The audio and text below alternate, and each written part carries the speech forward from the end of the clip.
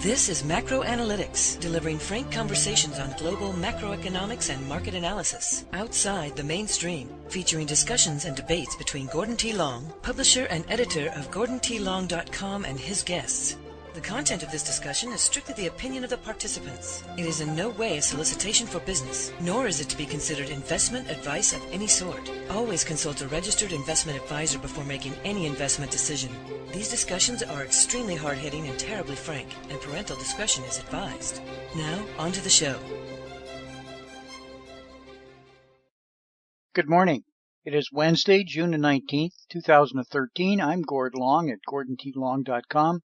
As is normally the case, I have a lot of charts for us to go through this morning, so therefore I will pass over some of them quickly, but leave you to examine all of them further at your leisure. You'll need to open your viewer to full screen viewing, or you'll not be able to see some of the detail I'll be discussing on some of the individual charts. A reminder before we begin, do not trade from any of these slides. They are for educational and discussion purposes only. The purpose of the audio is to discuss key developments in those areas not specifically updated in this month's Global Macro Tipping Points research report document. The research document this month focuses on the macro economy. Therefore, the slides this morning will focus on the other three report areas: global risk updated last month, the regional situation to be updated next month, and U.S. economic development in the following month. I want to tie them together, though, in a discussion of what I see to be an orchestrated global bond scare and an increasing level of instability, particularly in the developing countries. These are a direct result of central bank policies and the fallout from Japanese Abenomics. Few would dispute that the U.S. equity markets have disconnected from reality and fundamentals. Divergences abound. The market is awash in central bank liquidity, and now the only reality are Tuesday morning POMO days when the Fed buys. Quantitative easing, or QE, programs, courtesy of the Federal Reserve, have pushed cash into primary dealer accounts at the fastest rate in history. This has been massively bullish for the equities over the past 4 years, as the primary dealers use some of that cash to bid up equity prices. This will likely continue until the Fed significantly curtails or actually discontinues its quantitative operations, which is no time soon, and I frankly even see the slowing to be any time soon. America's national debt now runs approximately $16.5 trillion. Rates are being held down because of the cost of higher debt service would devastate the budget and political agenda. Bernanke is probably just talking down market enthusiasm by leaking news of the coming taper. In this fashion, he uses fear of reduced quantitative easing to contain equity prices and the speculation that's going on and reduce leverage without actually changing the Fed's policy. Never forget, Bernanke's primary mission is to monetize the debt created by federal budgets that far exceed their revenues. We see no way for the Fed to reverse course on quantitative easing regardless of the whispers to the contrary. The Fed has painted itself into a corner, and there's no way to unwind quantitative easing trade without debt service costs eating everyone alive. Unwinding would cause interest rates on U.S. sovereign debt to soar, because no one would buy debt at interest rates the government could manage. For every 1% rise in interest rates, there would be an additional $80 billion minimum in increased annual debt service costs at the federal level. The payment of interest would overwhelm all other spending. Don't be confused by all the economic noise. The quantitative easing game has gone on long enough in its various forms that cracks are showing in many markets, including the all-important credit market. The junk or high-yield market recently offered yields at historic low levels. These and other issues are bothering the Fed and making them very nervous, and they know they need to take the wind out of the financial party that's going on. And it has been a party. Margin debt continues to climb and in fact is gaining momentum. This is going to change. The Fed has been forced to start talking taper to take the momentum out without actually doing anything or deviating from the plan and strategy. We have been calling for this bond scare now for some months now, at least since early Q1. And it's right on track, just about exactly where we thought it would happen. Certainly prior to the Q2 quadruple witch, but sometime after the Ides of March. We currently expect the credit and bond markets to get hit hard, but the equity markets will be relatively more stable, but still experience a likely, 5 to 10% corrective consolidation. Then we can see that in our MATA document for those who subscribe. We have labeled it here on this chart as the CD wave. We presently expect the run-up to the September OMC meeting to be and it will be a pivot meeting, where the Fed will be pressured to take more aggressive action in light of the turbulent and increasingly more volatile global markets that we expect to see. This will be the political cover for OPMF, and that stands for Overt Permanent Monetary Funding, the replacement for quantitative easing that all the monetary mavens are discussing now in various forums around the world. Even if the Fed doesn't do anything, rumors of it will begin to take hold, in my estimation, in Q3, latter part of Q3. One of the problems is this current short-term bond scare that the central banks have orchestrated, is that it could quickly get out of control on the central banks. As I said, we have been calling this bond scare for some months now. The charts are telling the markets it is now clearly here. With the amount of existing leverage out there, adjustments to reflect this new reality could be scary. We have large crowds heading for very small liquidity doors. One of the problems is that things are not going as planned in Japan. The expected correction in the dramatic weakness in the yen is causing big problems in the JGB bond market, specifically bank capital requirements with falling bond portfolio values and rising volatility hitting value at risk tier 1 capital requirements very hard, forcing selling. The chart on the right shows that the yields on the JGB have effectively doubled. This is a serious blow to bond portfolio prices and value. As bad as the yen correction has been, we still see it simply as a correction or consolidation. Japan has little recourse with the size of its debt but to completely debase the currency and therefore the value of that debt under the guise of chasing economic growth. A devalued currency will certainly help with negative current account and trade balance, but this will be only temporary before the reality of what it is doing forces the fast money to exit. It will simply not be able to afford or fund its debt service costs with the tax base that's there. Another problem for the Fed and the central banks is that the credit markets are starting to crack. Specifically, high-yield spreads, which were at historic lows, have started widening. This is diverging from the S&P 500 as illustrated here. When you put this in the context of previous similar high-yield corrections, you see that we are still early with more damage to go, and it is normally quite bad for the equity markets. As I mentioned earlier, the net leverage currently being used is a major concern of the Fed and central bankers in their strategy formulation. All the metrics are screaming the same message. The credit cycle has now been as long as the 2003 to 2007 bull market was. It needs to correct. Unfortunately, excess leverage doesn't correct slowly or often in an orderly fashion. The central bankers know this, but have little recourse. Remember, they need fear to implement OPMF and push out another approximately $10 trillion into the global markets to offset the deleveraging that's going on in the shadow banking system with regards to non-performing loans and regarding rollovers with shrinking collateral values of those rollovers. It all requires more cash. Yet another major concern of the central bankers is the damage their policies are having in the developing markets. Interest rates and bond yields have spiked dramatically.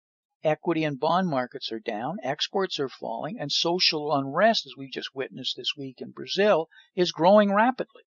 Currency wars are starting to mutate towards interest rate wars. We saw Indonesia spike up their interest rates this week. And this is counter to what their export-led strategy under currency wars auspices has been. There's a shift. Money is fleeing. Leverage is coming out of the commodities, currency carry trades, and developing stock and bond markets.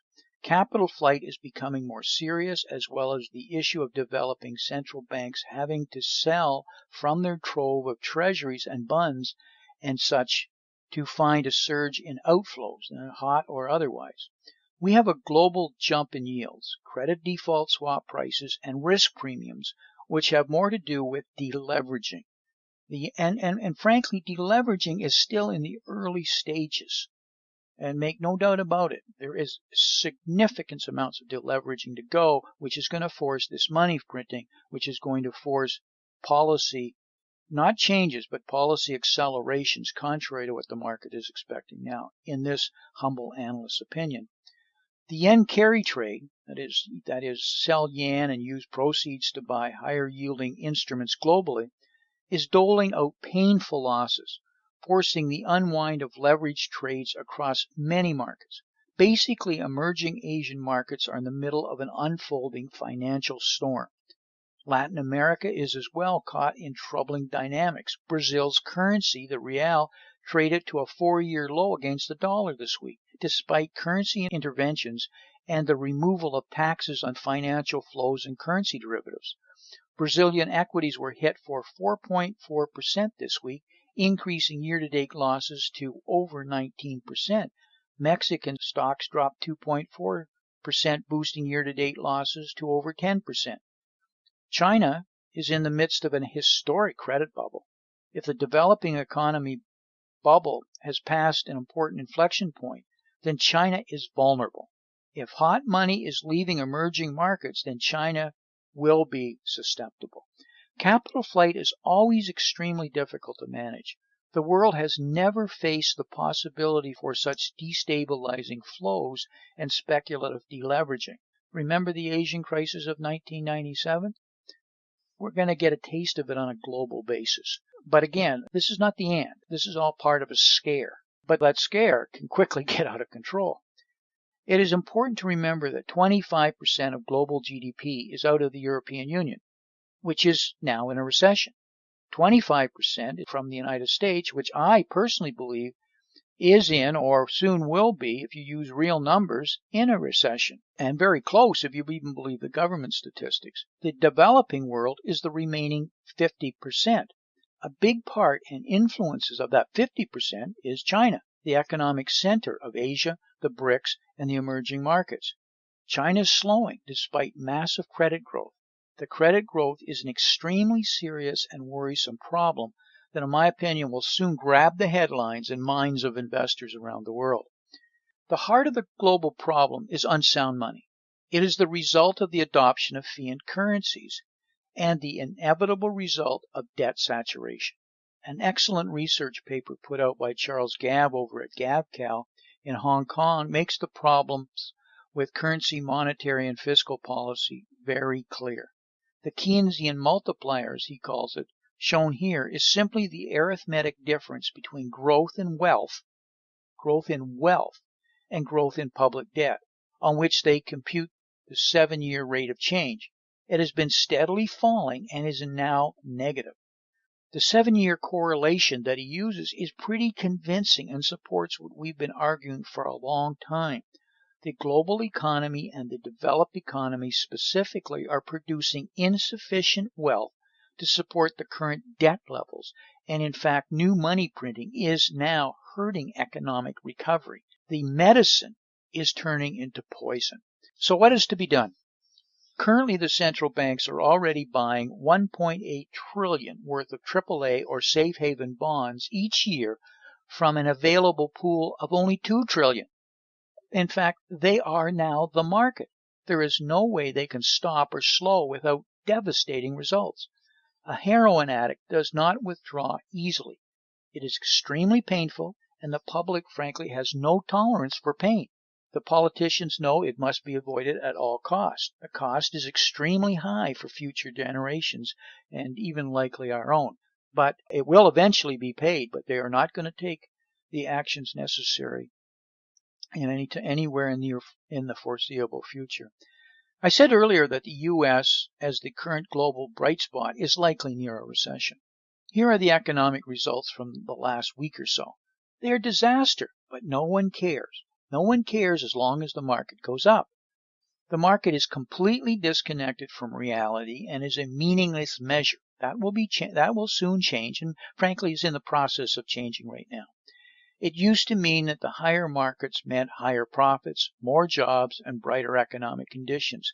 Like the days of Walter Cronkite and balanced news coverage, they're gone. Supplement it with spin, misinformation, and other agendas, whether hidden or obvious. Even hints of taper, frankly, have disrupted the market. Confirmation by the Fed, even expressed as still being a long ways out, will force leverage to be reduced and the consequences of such action. There is just simply, as I shown earlier, too much leverage out there. It's got to be brought down. Corporate revenues, margins, and earnings are now finally becoming an increasing concern.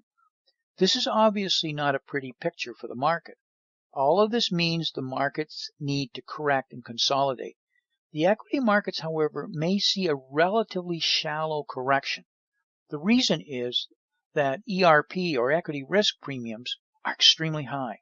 And as I've argued before, any rise in the bond yields as quantitative easing is perceived to be ending will be offset by a fall in the equity risk premium, leaving the valuation of equities relatively protected as bond returns become negative.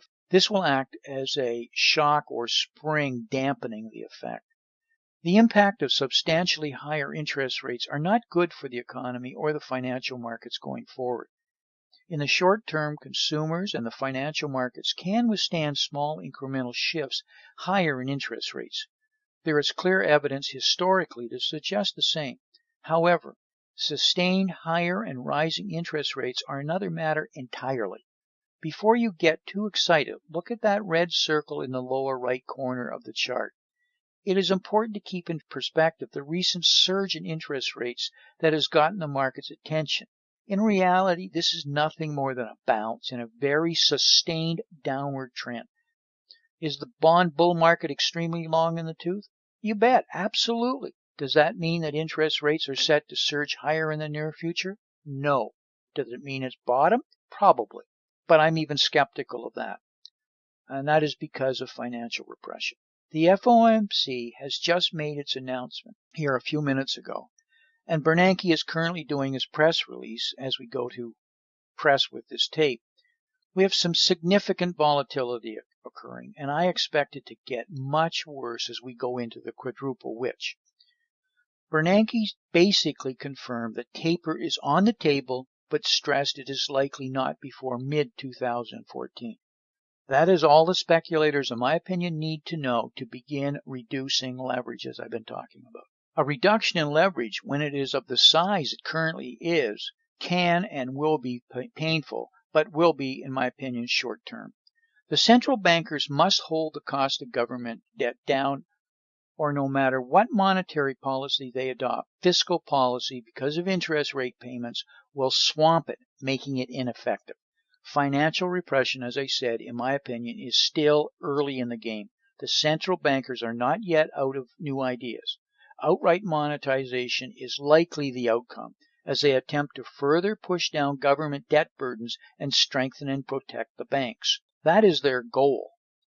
If things don't get out of control, and that is a question mark here, then this is still the likely picture that I'm showing. Eventually, the central bankers will be seen to be, kings without clothes. That is when things will get really bad. That day is coming, but it's not here yet. There is still more fiddling and tinkering to be done while Rome and the world burns.